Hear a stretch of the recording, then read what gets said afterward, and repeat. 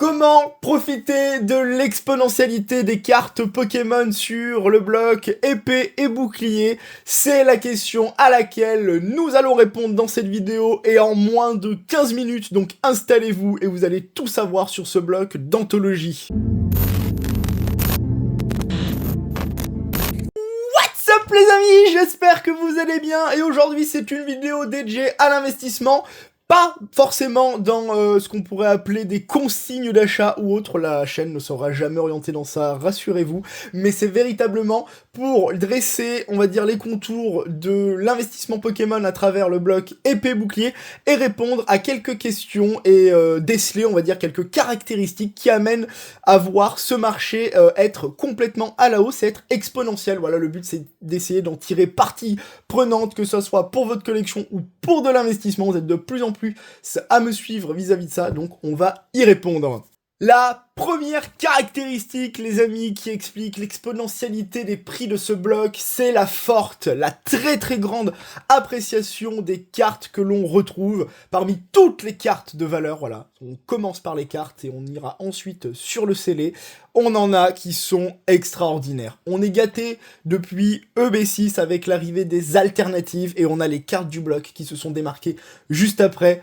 Je pense évidemment à la série que l'on ne présente plus, la terrible évolution Céleste, voilà, que l'on connaît pour son exponentialité, pour aussi toutes les évolutions qu'on a avec un Rayquaza incroyable. Alors on a des alternatives juste fabuleuses et on a vraiment la carte reine du bloc qui se situe dans cette série. C'est la Noctali VMAX qui en PSA 10 vaut quasiment 2000 € au moment où l'on se parle. J'avais eu la chance de la tirer en loose et que je l'avais vendue en plus directement à 800 €, ce qui m'avait permis d'acheter des cartes Nivix impeccables sur Diamant et Perle, voilà.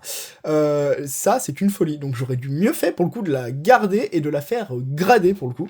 Mais c'est comme ça. On a eu aussi évidemment du Rayquaza VMAX qui tourne aux alentours de 1500 € en PSA 10. C'est un peu le point cote aussi de la vidéo pour ces cartes reines du bloc. Je pense aussi évidemment à la Giratina de Origine Perdue, de EB11 Origine Perdue, voilà, elle est juste incroyable, celle-là ça serait ma deuxième carte préférée du bloc, on est à 1200 € en PSA 10, mine de rien. La Lugia, elle va prendre le même train, voilà, une série après sur Tempête Argentée, on l'adore aussi évidemment cette carte, c'est une des séries, voilà, c'est une des cartes phares du bloc en tout cas, pour le coup c'est vraiment les têtes de gondole qu'on peut avoir quand on a épée bouclier en tête, elle est déjà à 1000 € en PSA 10, on a une petite anomie de marché, à mon sens, sur Dracofeu, voilà, le Dracofeu alternatif de Star Étincelante que je juge magnifique avec le Florizard derrière, on va être aux alentours de 500-600 € en PSA 10, voilà, donc ça vous donne à peu près déjà l'idée, voilà, quelques codes sur quelques cartes, aussi, ça vous donne l'idée à quel point ces cartes ont été exponentielles et ne font que monter, parce qu'elles sont énormément appréciées, voilà, c'est déjà une des raisons qui nous amène à avoir des prix toujours plus hauts et monter encore une nouvelle fois de plus sur ce bloc. Je vous présente aussi au passage ma carte préférée, regardez-moi ça. J'ai eu la chance de la tirer dans la même display les amis, et là c'est pas rien, il faut que je vous retrouve la photo, là s'affichera au même moment. J'avais tiré la Rayquaza VMAX et la Rayquaza alternative, du coup avec Amaryllis, je préfère la Rayquaza normale. Pour le coup, gradée évidemment sous PCA, ici en 9,5, elle est juste fabuleuse, mais une carte comme ça coûte aux alentours de 300 € pour vous donner à peu près une idée. Et c'est des cartes qui, déjà à 150 €, parce que c'était très cher à ce moment-là, on a ça, parce que du coup, c'est des cartes qui sont très appréciées. Ça, c'est vraiment la première caractéristique qui nous amène à dire que le bloc épée bouclier, il y a de très gros volumes derrière, des gros volumes d'échanges qui gonflent automatiquement du coup les prix, parce que plus il y en a, plus évidemment, ça va aller haut dans cette logique. Autre que les cartes reines du bloc, on a des cartes à valeur exponentielle pour le coup, et les amis, là on en a quelques-unes qui sont peut-être oubliées, c'est-à-dire qu'il n'y a pas forcément obligé d'avoir de gros budgets, style 1000, 2000, 3000 € pour rafler les plus grosses cartes et attendre et les trésoriser, les mettre dans notre coffre de banque par exemple, non, pas du tout. Avec environ 100 €, vous pourrez vous trouver quelques cartes à la fois magnifiques si c'est pour la collection et pour l'investissement, et bah ça a fonctionné en tout cas de mon côté. J'avais acheté une vingtaine de ces cartes-là, voilà, par exemple une petite Noctali V, j'en avais acheté une vingtaine, à environ 20 € quand c'était sorti à l'époque en loose, et je les avais toutes gradées. Elles avaient toutes tapé du coup 9,5 chez PCA. Et à l'heure où je vous parle, ces cartes-là se vendent quasiment 100 €, voilà, 90 € vendus sur eBay, sur mon eBay en plus pour le coup, donc il n'y a pas de manipulation de prix ou autre, et c'est du coup des très très jolies cartes. Là, je profite aussi mine de rien parce que franchement elles sont assez incroyables, mais c'est pour vous donner une idée qu'il y a des beaux moves à se faire, voilà, du x2, x3, tranquillement, et ces cartes là, vu que ce sont des évolutions, on a vu la folie avec évolution prismatique, et tout. Évidemment, dès que ça parle évolution, voilà, les gens sont à fond derrière, et moi le premier, hein, pour vous le dire. Eh bien, je pense que ces cartes ont encore, pour le coup, voilà, les TG, voilà, les TG Star étincelante notamment, et les autres TG du bloc, ont encore de très jolis jours devant eux. Pour voir leur prix encore se multiplier. Pour le coup, là, on est aux alentours de 100 €, mais ça ne m'étonnerait pas, d'ici la fin de l'année, et connaissant Épée Bouclier, de les voir vraiment plus chers, aux alentours, on va dire, de 150 € pour ça. Je vous en présente d'autres aussi, qui sont pour le coup un petit peu moins chers. La Nymphalie, on sera peut-être plutôt aux alentours de 80-90 €. En 9,5 évidemment là. Et aussi, on a ces cartes-là, qui coûtent, voilà, là, c'est ça le truc aussi intéressant, je vous l'explique, mine de rien, c'est qu'on avait des TG dites alternatives, donc des TG full art avec l'effet digitalisé, et on avait les TG basiques, qui étaient finalement les ancêtres de nos cartes AR que l'on connaît fortement sous Écarlate et Violet, avec notamment du Pyroli, du Voltali, voilà, de très très jolies cartes et tout, et ça, pour environ 30-40 €, vous pourrez en avoir, et ça vaut largement le coup. Et ça, en trade, c'est sûr et certain, si la personne n'en a pas, elle sera obligatoirement intéressée, en tout cas, à mon sens. Voilà, ça, c'est à peu près du coup pour toutes les cartes. Je pense aussi aux alternatives, voilà, donc maintenant on va parler plus aussi des alternatives. Je pense évidemment à la série EB6, Reine de Glace, qui est extraordinaire avec nos oiseaux. L'autruche de Galar est juste fabuleuse, le Sulfura, il est incroyable aussi. Et mine de rien, on a une série qui est complètement oubliée, c'est Point de Fusion dans tout ça, avec un bon petit Mew et des alternatives VMAX comme Mentali, comme Ectoplasma, qui sont juste fabuleuses. Donc comme vous pouvez voir, le bloc Épée Bouclier dans chacune de ces séries dispose de ces pépites. Et c'est cette première forme d'exponentialité des prix qui nous amène à voir qu'au travers des cartes, ce bloc est non seulement collectionné, mais est fortement, on va dire, mis en investissement. Quoi qu'il arrive, voilà, c'est ces cartes-là qui portent le bloc, ce qui est assez étonnant. On retrouve ça aussi avec Soleil et Lune, notamment, si vous voulez un parallèle, si on apporte une approche comparative avec la Lachos et la Lachias, voilà, que l'on connaît tous de Duo de Choc. Pareil avec la Magikarp et Wailord, la Mimikyu et Ectoplasma, c'est les cartes, étonnamment, qui portent le bloc, ou en tout cas qui portent l'exponentialité toujours plus vive sur ce bloc. Et parmi toutes ces cartes à valeur exponentielle, je pense aussi évidemment au Zeraora de EB 12.5 qui est incroyable. Là, c'est aussi des cartes TG, des cartes dites GG. Voilà, ils ont un petit peu évolué ça dans le bloc et tout. L'importance, les amis, c'est de soit cibler vraiment des séries qui vous font kiffer si c'est pour la collection, mais là, si c'est d'un point de vue purement investissement, c'est de se diversifier un maximum. Si une série fait monter tout un bloc, dans ce cas-là, l'intérêt c'est d'avoir toutes les séries qui gravitent autour de la série en question. Pareil pour les cartes, l'important c'est peut-être de se diversifier au lieu d'avoir peut-être la Noctali VMAX pour 2000 €. Ne vaut-il pas mieux avoir une Lugia et une Giratina, voilà, sur ces séries de flingue de blocs qui sont énormément appréciées? C'est toute la grande question qu'on a là pour vraiment profiter du coup de l'exponentialité de ces cartes. L'intérêt c'est de se diversifier, comme en bourse, hein, pour le coup. Quand on investit sur une entreprise, si on est spécialisé sur de l'énergie par exemple, et je ne parle pas du Pokémon, je parle vraiment de l'électricité, voilà, il est peut-être intéressant de ne pas acheter que la même action, style par exemple Total Energy, si vous investissez dans le pétrole, mais peut-être avoir une globalité sur l'intérêt, par exemple, du secteur, voilà. Et c'est le cas qu'on peut retrouver justement avec ces séries Épée Bouclier, avoir les cartes de certaines grosses séries, et ne pas forcément se tuer un budget tout entier pour une Octali qui arrive peut-être en fin de parcours au moment où on se parle, à part s'il y a encore une culbute qui est faite, et c'est largement possible, c'est là où on en arrive. Après avoir parlé du coup de toutes ces cartes de valeur, il me faut que je vous parle évidemment de l'investissement sur le scellé auquel le bloc Épée Bouclier est en proie. Et là pour le coup c'est des prix qui sont délirants et on a des volumes pour le coup, des volumes beaucoup plus présents, beaucoup plus échangés, qui nous permettent de sortir des statistiques plus intéressantes à mon sens et plus valables que par exemple le bloc Soleil et Lune. Et parmi l'intégralité du scellé, j'ai divisé ça en deux catégories. La première catégorie que l'on a à mon sens c'est le dit scellé d'exception. Il regroupe essentiellement des séries de EB1, épée bouclier de base, à épée bouclier 4, voltage éclatant, c'est-à-dire avant les alternatives, avant que ça collectionne, et c'était aussi avant la grande première hype que Pokémon a connue dans les années 2020, notamment au moment du Covid, on retrouve justement des displays d'exception. Il n'y a rien dans ces séries. Pour être honnête, à part dans Voltage éclatant avec le Pikachu, VMAX, Rainbow, qui est vraiment sympa pour le coup, mais qui n'égalisera jamais une Lugia ou un Giratina alternatif, ça c'est sûr et certain. Mais pour le coup, le scellé est très très cher. On est à plus de 1000 euros, on est à 2000 euros pour la série Clash des Rebelles sur la display. La série Clash des Rebelles, qui est la pire série de ce bloc, parce qu'il n'y a rien dans cette série à aller chercher.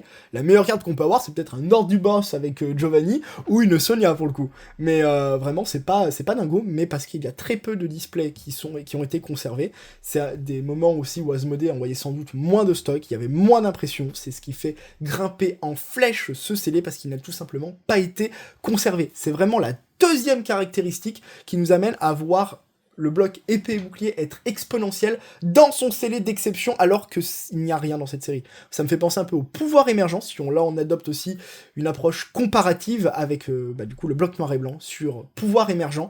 La série était très très longtemps boycottée, voilà et tout, c'était des paquets qui étaient trouvables à 15-20 euros, tandis que du dragon exalté tournait aux alentours de 100 euros.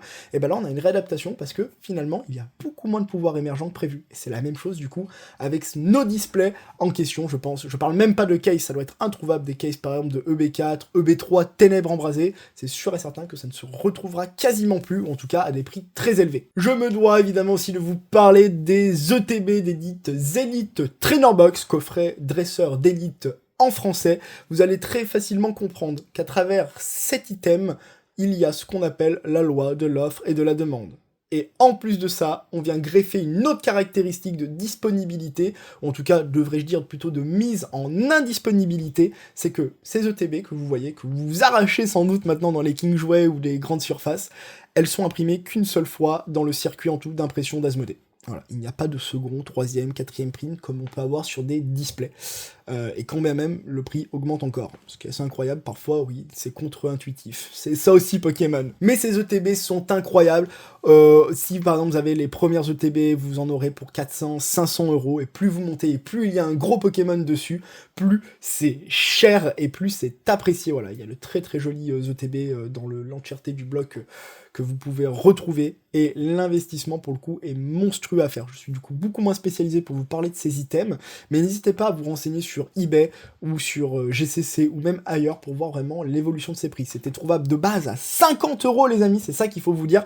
Et là, on peut avoir des ETB comme Soleil et Lune une nouvelle fois. Si on fait une approche une nouvelle fois comparative avec Duo de Choc, on est à plus de 4000 euros l'ETB facilement. Parce que c'est un item de collection, on ne l'achète pas pour le contenu, mais on l'achète pour l'item dans lequel, l'item que c'est, tout simplement. Ça me fait évidemment penser aux valisettes de Diamant et Perle, je suis obligé de parler du coup de mon bloc de prédilection, mais c'est la même chose. L'intérieur, par exemple, d'une valisette va valoir vraiment 2-3 000 euros, mais par exemple, pour la valisette qui a 6 boosters platine, eh ben on est vraiment à plus de 6 000 euros facilement à l'heure où on se parle sur la valisette, parce que c'est un item d'exception qui est peut-être pop 2, pop 3, pop 4 en France, grand maximum. Les ETB, bon, ce sera pas pop 4 forcément, il y en aura vraiment plus pour le coup, mais c'est vraiment trésorisé dans des collections. Ça m'amène à vous dire qu'en fait, il y a une réadaptation constante à la hausse du marché par rapport à ce qui est disponible ou majoritairement du coup indisponible. Est-ce qu'il y a un phénomène de spéculation? Est-ce qu'on est dans une bulle spéculative? Ou est-ce que tout simplement on a beaucoup de collectionneurs qui ne les sortent pas tout le temps? Est-ce que tout ça finalement ne s'imbriquerait pas dans une seule chose pour voir qu'il y a un marché qui se réadapte constamment à la hausse, quoi qu'il arrive, sur épée et bouclier. Et je me dois aussi de vous parler de certains items adorés sur épée et bouclier qui ont participé à la hausse, tout comme Soleil et Lune avec le coffret par exemple destiné au culte, Rayquaza, VMAX et tout, enfin que vous voyez là qui est juste fabuleux. On a des coffrets qui sont adorés plus que tout sur épée et bouclier, alors même si on n'a pas forcément du plastique, je pense au coffret Mentalier Squad, Noctalier Squad, on a aussi évidemment un petit peu plus tard, juste ici comme vous pouvez voir, du délicieux voilà coffret Aquali, VMAX, Pyroli, Voltali, des coffrets vraiment d'exception. On a acheté vraiment le coffret parce que déjà il est magnifique, les cartes sont incroyables comme vous pouvez voir juste ici, elles sont juste géniales. Aquali Masterclass de toute manière, donc voilà, mais c'est des coffrets vraiment qui étaient disponibles en boutique à une cinquantaine d'euros en pétant un câble, voire même un petit peu moins, parce que les prix étaient légèrement descendus, qui à l'heure actuelle, par exemple pour ce coffret-là, se vend plus de 250-300 euros, les amis. Donc, est-ce que c'est le moment d'acheter ou pas? Je ne sais pas, mais c'est des coffrets énormément appréciés qui n'étaient pas tant édités que ça. Donc, on a là aussi une exponentialité en raison des faibles volumes et pour le coup de la qualité des items. Voilà, la qualité des items, c'est le point que j'aimerais mettre en avant au travers de ce type de scellé qu'on a sur épée bouclier et qu'on a eu aussi sur Soleil et Lune. Hein. Vous comprenez vraiment que Soleil et Lune est très lié à épée bouclier, vous voyez ce qui se passe sur Soleil et Lune, sur le scellé, normalement, il devrait avoir corrélation. Pokémon marche beaucoup aussi comme ça, par corrélation, par jumelage à peu près dans ce sens. Donc voilà, petit item qui est très très sympa. Et dernière chose les amis, c'est évidemment les case de display. Si vous suivez la série investissement et collection que l'on a sur la chaîne, on en a rentré une par mois. On y allait à fond la caisse, voilà. Il y en a juste une ici, ça doit être ma star étincelante qui ira bientôt à leur banque, je pense. Faudrait que si le coffre, s'il y a cette place dans le coffre, je sais pas encore les amis, c'est un problème. Mais voilà. Du coup, ça c'est le top du top. Si vous pouvez en rentrer, mine de rien, parce que les displays à l'intérieur sont impeccables. On en a 6, voilà. Si vous savez pas ce qu'est une case de display, c'est une boîte en carton, voilà, un carton en fait qui provient directement de chez Asmodée littéralement, ou de chez vos fournisseurs, et on a 6 displays à l'intérieur, donc le coefficient multiplicateur quand un paquet prend 1 €, bah la display en prend théoriquement 36, vous faites 36 x 6, on est sur plus de 216, je crois, 216 € sur ça. Ça, c'est un booster prend 1 € sur l'échelle d'une case. Donc, imaginez le délire si ça fait du x10, du x100. Voilà, ça vous donne à peu près l'idée. C'est les items les plus compliqués à trouver. Il y a une spéculation peut-être dessus qui est très importante, qui amène aussi à hausser ça. C'est vraiment la troisième caractéristique. C'est l'indisponibilité des items d'investissement massifs. Voilà, on est vraiment passé à des cases. Je sais par exemple que EB12 se vendait quand j'ai commencé à suivre la série, on était à 1500 € unité. À l'heure où je vous parle, on est à plus de 2500 € tranquillement.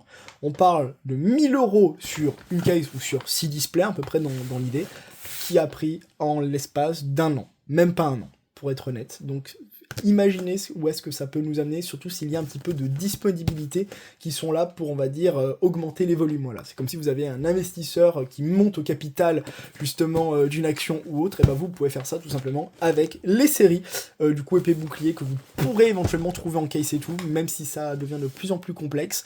On aura ça peut-être sur écarlate et violet, mais je ne suis pas assez spécialiste pour vous parler d'écarlate et violet, en tout cas au moment où je vous parle. Il y a d'autres vidéos qui seront préparées, mais ça sera véritablement pour plus tard. Et enfin, pour conclure cette vidéo, on a une quatrième et dernière caractéristique qui nous amène à déceler une hausse constante des prix, en tout cas, qui joue comme un processus, on va dire, sous-jacent sur tout ça. C'est l'entreprise de Boxbreak, Vogt, Whatnot, tout ce qu'on veut. Voilà, on peut en penser du bien, on peut en penser du mal. On n'est pas là forcément pour juger, en tout cas, sur cette chaîne, loin de là. C'est juste pour essayer de vous expliquer ce qui se passe, entre guillemets, sur la sphère et à peu près dans tout ce qui, voilà, ce qu'on a en dessous, ce qu'on a en sous-jacent, pour le coup, parce que toutes les displays que vous venez de voir, les cartes et tout, on en parle énormément sur ces sites de vente, en tout cas de Boxbreak, pour le coup, et c'est ce qui est à l'heure actuelle préféré. Alors, on a beaucoup écarlate et violet, voilà, B9 notamment qui est là, mais épée bouclier est souvent présenté comme quelque chose un petit peu de rétro. Ça n'a entre guillemets que 3-4 ans, mais pour des personnes qui sont là depuis déjà 1-2 ans, ça remonte déjà. Moi, je suis là sur Pokémon véritablement depuis plus de 6 ans, et c'est vrai qu'épée bouclier, j'en ai des souvenirs un petit peu évasifs. Donc, mine de rien,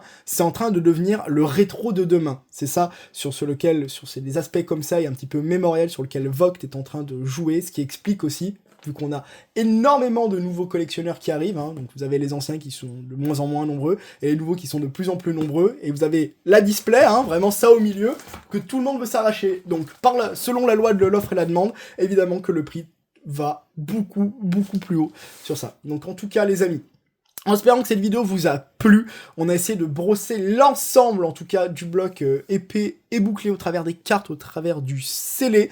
Pour le coup, pas de pronostic dans cette vidéo pour la suite et tout, ce n'est pas l'intérêt, mais c'est vraiment pour que ça soit pour que vous soyez le mieux informés. Si vous avez des questions ou autres, n'hésitez pas. Vous avez les commentaires, vous avez aussi mon Instagram, c'est avec grand plaisir que je répondrai à tout le monde. D'ici là, portez-vous bien et à très vite. Peace!